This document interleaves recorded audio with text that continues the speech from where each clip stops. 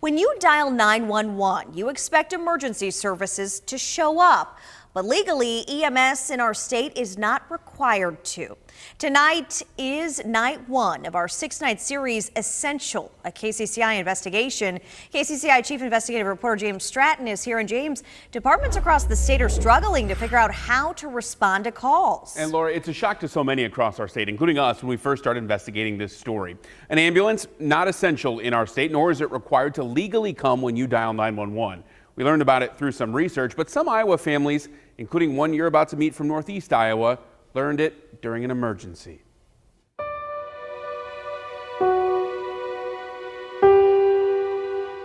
It's been therapy for me to help get us through this. Donna Hansen keeps her husband Tim close to her heart. It's been almost 6 years and still some days it still doesn't seem like that happened. The day his stopped beating, Heart attack. Yep. is one her daughter Kim. I try not to remember that stuff. No, I know. July 30th, 2016, Tim had chest pains, told his daughter to call 911. Donna, not home at the time. Instead of waiting for the Hudson Volunteer Ambulance to come to them and take them to the nearest hospital 12 miles away in Waterloo, they had a different plan. He told me, call the fire department again, tell them we will meet them there. Once they got there, a firefighter and a police officer were at the department, but no EMT. Once we saw our friend pull up, who's the firefighter, I'm like, is anybody coming? What do I do? Are you going to take him? And no, there's nothing I can do. I'm getting on the phone. I mean, he was making the calls, trying to get people there. Nobody. With no EMT and no one to help, Kim decided to keep driving to a Waterloo hospital. I knew when it had turned worse, when he reached out and he didn't say anything. And all I could say was, it's going to be okay. We're going to get help. She eventually met a full-time Waterloo ambulance along the highway. Tim died 5 miles away at a local hospital. His story of an ambulance or EMT not showing up is more common than you'd think. The biggest surprise to us was the fact that no one did show up, because when you call 911, you always expect that that's going to happen.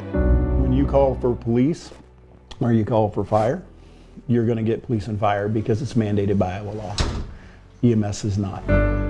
The service is not essential in Iowa, meaning if you need an ambulance, one is not legally required to show up. I think the pandemic. Senate File 615, signed into law by Governor Kim Reynolds last June, provides the framework for counties to deem the service essential. It also allows them to create a referendum to raise property taxes to fund EMS. Since 1979, since EMS was on the books, it's the first time that we've ever seen the words EMS and essential in the same sentence, in the same paragraph, in the same bill. So it was a huge step in the right direction.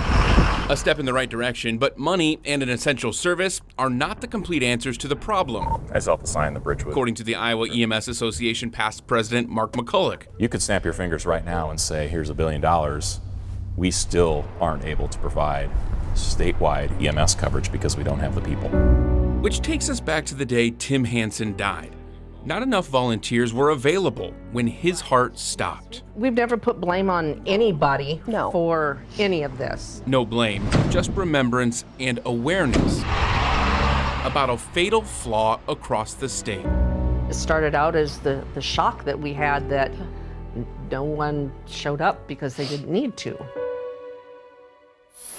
Now, all week, we'll introduce you to Iowa counties working to make EMS essential, and we'll show you the exact process of how that happens.